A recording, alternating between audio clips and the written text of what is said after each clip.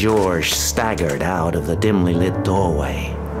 Dazed from the explosion, his eyes smarting in the early dawn light, he stumbled into a narrow side street. Pausing for a moment, back up against a wall, ever conscious of being recognized, he put on his dark glasses and fumbled for a cigarette. Lighting it, he gazed up for a moment at the stars, dimly gleaming in a narrow shard of sky, cut out from between the silhouetted buildings. It hadn't always been like this. This name, this life, always having to be running from he knew not what. He straightened and headed off into the twisting maze of city streets.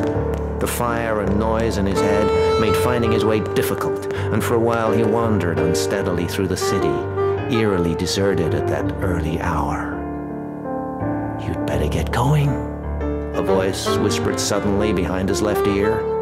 Georges stiffened and, whirling round, saw nothing but the steam gently rising from a street vent.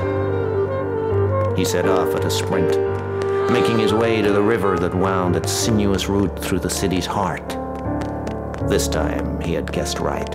The tide was still out, and clambering down the steps to the bank, he found his car still parked where he had left it. Igniting, the old Ford spluttered into life, tires screeching as it hit the tarmac. Georges was soon at the city limits. The car careered onto the main road out of town, and he headed east into the slowly rising sun. Later, driving fast on the freeway, the wind whistling on the shield, he took the rise, and looking down over the vast expanse of the desert now spread before him, he remembered the song that had stayed with him through everything else. The music remained. A piano and saxophone was all he needed. The haze had now lifted. He knew what he had